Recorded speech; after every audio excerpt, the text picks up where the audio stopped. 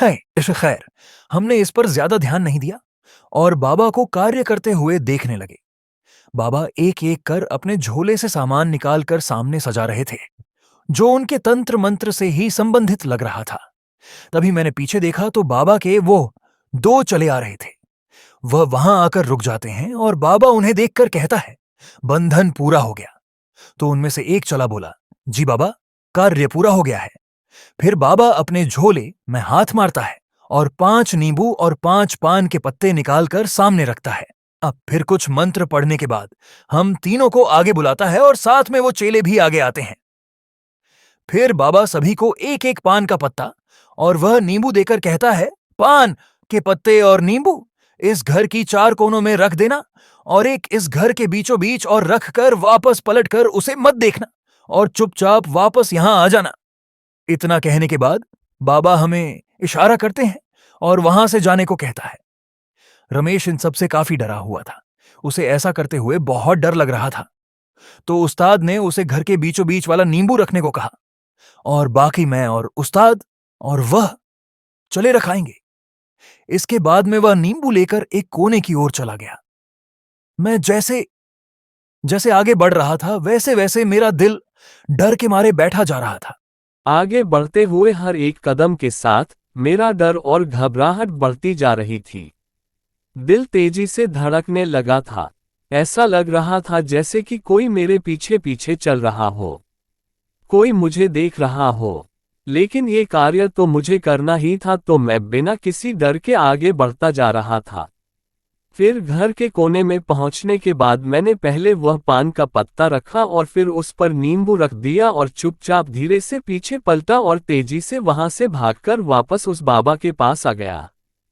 जब मैं वहां पहुंचा तो मेरे साथ साथ ही उस्ताद और वह चेले भी वहां पहुंच चुके थे। रमेश ने वह पान का पत्ता और वह नींबू घर के बीच में रख दिया था। हम वहां खड़े बाबा को तंत्र मंत्र करते देख रहे थे। इसके बाद वह बाबा घड़ी में समय देखते हैं और फिर अर्नव से कहते हैं, मैंने जो सामान मंगवाया था वह लेकर आए हो। बाबा की बात सुन अर्नव वॉचमैन की ओर इशारा करता है। वॉचमैन भागकर एक कमरे में जाता है और एक बड़ा सा लिफाफा लेकर आता है। उसके आते ही वह दोनों चेले एक गोला बनाते हैं और फिर वॉचमैन को लिफाफा गोले के बीचों बीच रखकर सामान निकालने को कहते हैं। जब वॉचमैन उस लिफाफे से वह सामान निकालता है तो उसे देख हमारी आंखें फटी की फटी रह जाती है।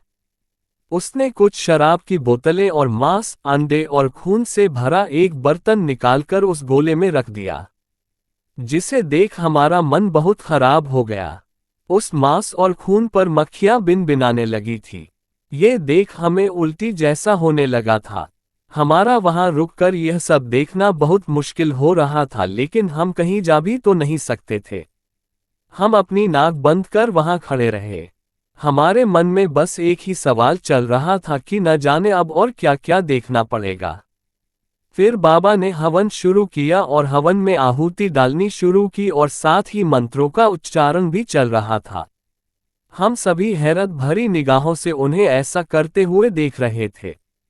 साथ ही सभी को इस बात का डर भी सताए जा रहा था कि न जाने आगे क्या होगा।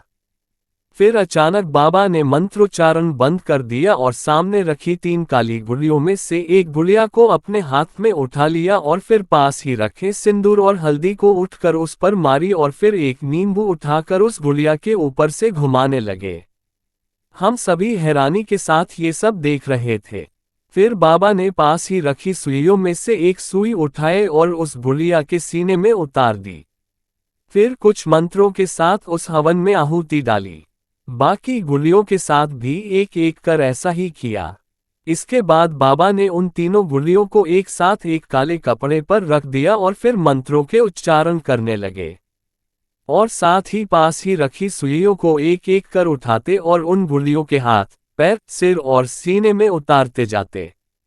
फिर अचानक एकाएक उस बंगले का माहौल बदलने लगा। तेज हवाएं चलने लगी।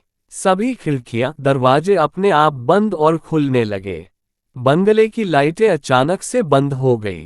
पूरा का पूरा घर घूप अंधकार में समा गया। अचानक से छाए अंधकार से सभी का मन भयभीत होने लगा था। सभी अपनी डरी हुई आंखों से यहाँ वहां देख रहे थे। उन्हें इस बात का डर सताए जा रहा था कि कोई कहीं से उन पर अचानक से हमला न कर दे। सभी के दिलों की धड़कन तेज हो रखी थी। रमेश घबराया हुआ उस्ताद के साथ लगकर खड़ा था।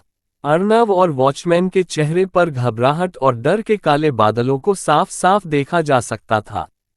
मुझे भी इस भयानक और खौफ से भरे माहौल में डर लग रहा था। मेरी सांसें तेज थी और दिल भी तेजी धड़क रहा था। सामने जल रही हवन की अग्नि से निकलते प्रकाश से सभी के चेहरे चमक रहे थे। बाबा के मंत्र बिना किसी रुकावट के चले जा रहे थे। पूरे बंगले में अजीबोगरीब आवाजें आने लगी थी। ऐसा लग रहा था जैसे कि बाबा के मंत्रों से पूरा का पूरा बंगला कांप रहा हो। चारों तरफ से आती गिरने पड़ने की आवाजों से मन भयभीत हो रहा था।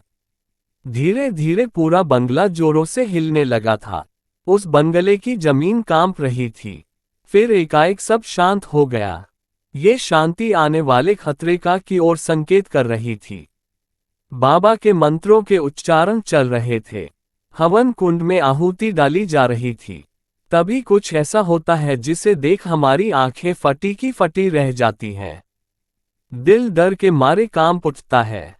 हमारी आंखों के सामने रमेश हवा में उड़ने लगा था।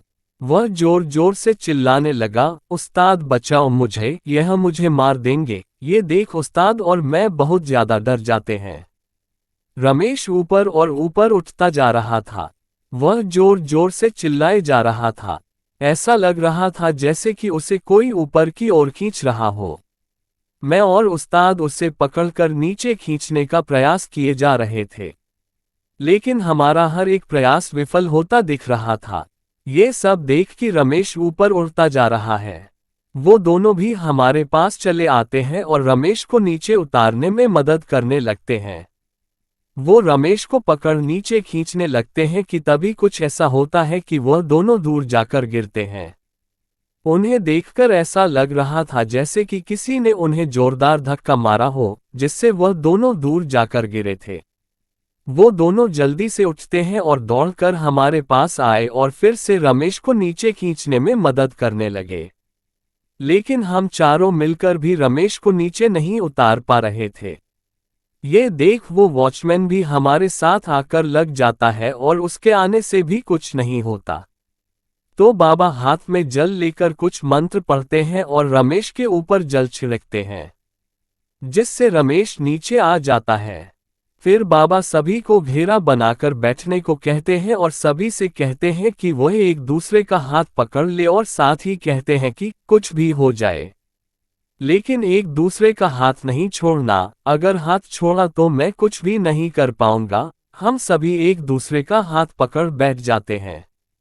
उस बंगले में चारों तरफ तबाही मची हुई थी। पूरे घर में युद्ध का माहौल बना हुआ था।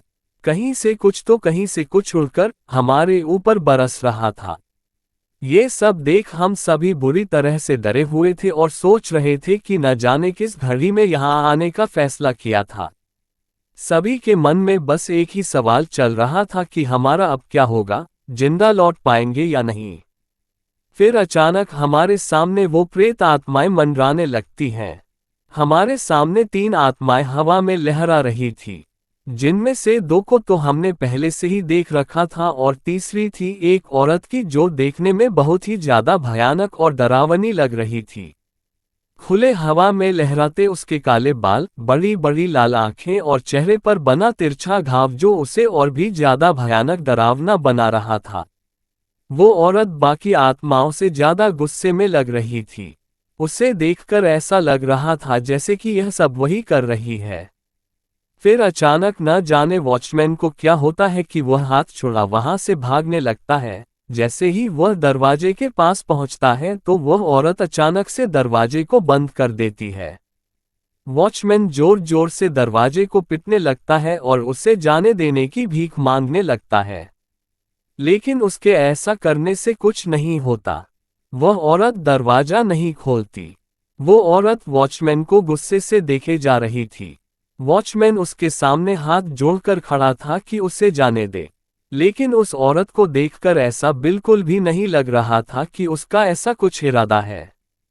उसके गुस्से के सामने कोई माफी काम नहीं करने वाली थी।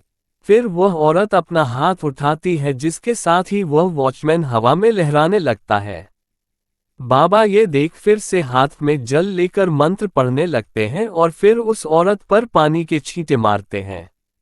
जैसे ही उस औरत पर पानी के छींटे पड़ते हैं, वैसे ही उसका शरीर वहां से जलने लगता है जहां पर पानी की बूंदें पड़ी थी, जिससे उसे कुछ तकलीफ होने लगती है।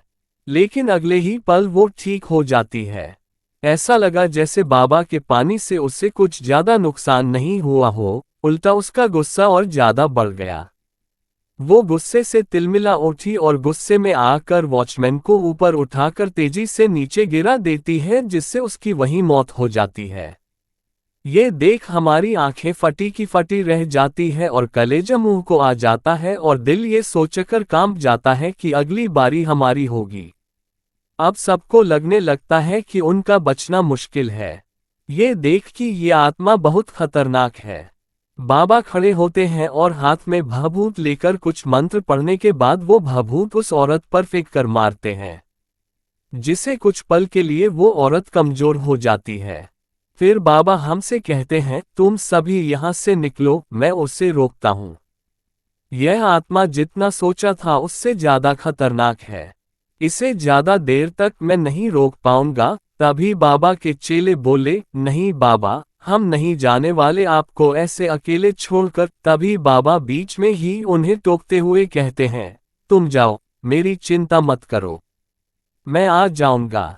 फिर हम सभी वहां से निकलने लगते हैं, लेकिन दरवाजा अभी भी बंद था, तो कैसे जाते। तभी बाबा ने मंत्र पढ़कर मारा तो दरवाजा खुल गया। उस औरत की नज़र हम पर पड़ी कि हम सभी बचकर यहाँ से निकलने का प्रयास कर रहे हैं, तो उसने फिर से वो दरवाजा बंद कर दिया। फिर बाबा ने अपने झोले से खोपड़ी निकाली और उसे हाथ में पकड़ मंत्र पढ़ने लगे, जिससे वह दरवाजा खोल गया और उसके खुलते ही हम सभी तेजी से बाहर की ओर भागे। हम सभी मेन गेट की ओर भागे जा रहे थे और फिर रोड पर आकर ही हमने सांस ली। जब हमने पीछे पलटकर देखा कि बाबा आ रहे हैं या नहीं, तो हमें उस बंगले से चीखने चिल्लाने की आवाज आती हुई सुनाई दे रही थी, लेकिन बाबा बाहर नहीं आए। फिर कुछ देर वहां इंतजार करने के बाद सब शांत हो गया। हमें लगा कि बाबा ने उस आत्मा को पकड़ लिया है, लेकिन तभी एक चीज उड़ती हुई उस बंगले से बाहर आकर हमारे पास गिरती है। जब हमने पास जाकर देखा कि यह क्या है, तो उसे देख हमारी आंखें फटी की फटी रह गई, सांसें अटक गई, दिल मानो धड़कना ही भूल गया हो। हमारे सामने बाबा का कटा हुआ सिर पड़ा था, जिसे देख सब भय से कांप उठे। फिर उनके चेलों ने रोते हुए अपने गुरु के सिर को उठाया और वहां से चले गए। मैंने जब टाइम देखा तो रात के 2 बजे बज रहे थे। इतनी रात को हम कहाँ जाएंगे। तभी अर्नब बोला, आओ मैं ले चलता हूँ। फिर हम अर्नब के साथ वहां से निकल गए। इतना सब कुछ देखने के बाद कई महीनों तक इन सब का असर हम पर रहा। सबसे ज्यादा असर तो रमेश पर रहा। वो रात को कई बार डर के मारे चीखने चिल्लाने लगता, लेकिन समय के बीतने के साथ साथ सब ठीक हो गया। लेकिन हम में से कोई भी उस हादसे को आज तक नहीं भुला पाया है। वह प्रेत आत्माएं आज भी उस बंगले में मौजूद हैं और गांव वालों का कहना है कि रोज उस बंगले से चीखने चिल्लाने की आवाज आती है। उसके बाद अर्नब मुड़कर फिर कभी उस बंगले की ओर नहीं गया। कहानी कैसी लगी कमेंट में बताएं। Thank you.